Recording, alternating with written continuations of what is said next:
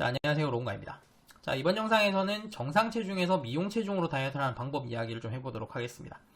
여성의 경우에는 비만 체중에서 정상 체중으로 다이어트를 하는 방법과 정상 체중에서 미용 체중으로 다이어트 하는 방법이 다르다고 생각하는 경우가 상당히 많습니다.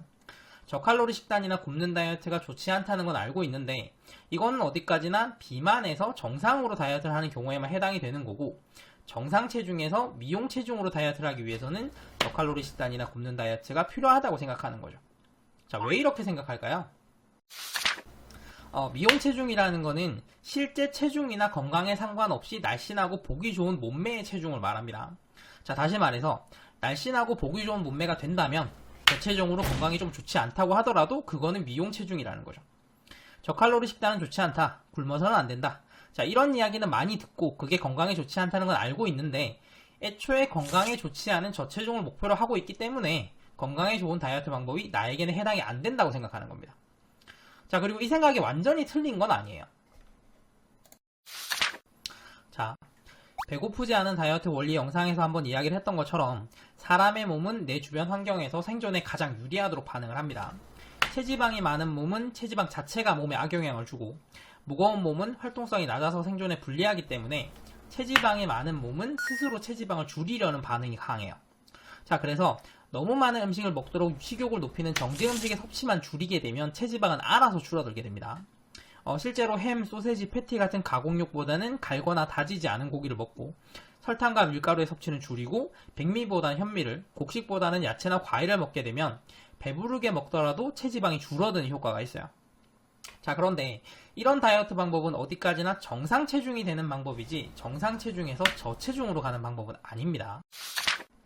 자, 체지방은 너무 많아도 생존에 불리하지만 너무 적어도 생존에 불리하기 때문에 정상 체중에 가까워질수록 스스로 체지방을 사용하려고 하는 반응은 약해지게 됩니다. 자, 그래서 고도비만의 경우에는 체지방이 빠르게 줄어드는데 정상 체중에 가까워질수록 체지방이 잘 줄어들지 않게 되죠. 자, 그래서 정상 체중에서 저체중으로 내려갈 수가 없고요. 저체중이 된다고 하더라도 정상 체중이 되기 위해서 체지방이 늘어나려는 반응이 생기게 돼요.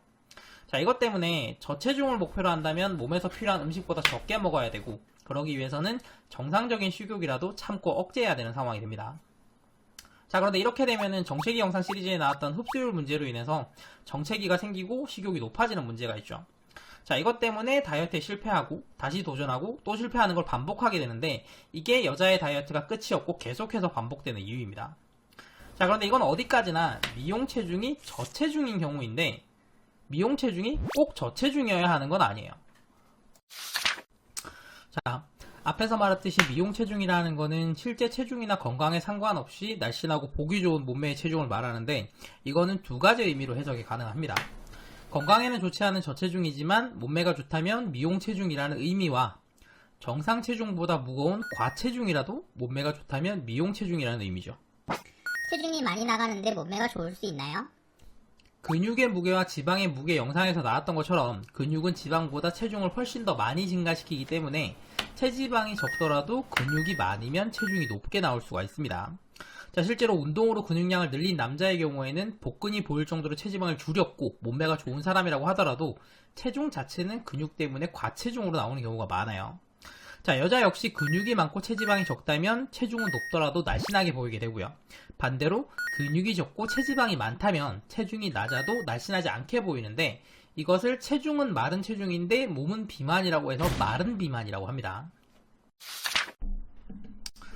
자, 정리하자면 저체중으로 인한 미용 체중은 앞에서 설명한 문제들 때문에 굉장히 어렵고 힘들고 괴로우면서 잘못하면 마른 비만이 될 수 있습니다.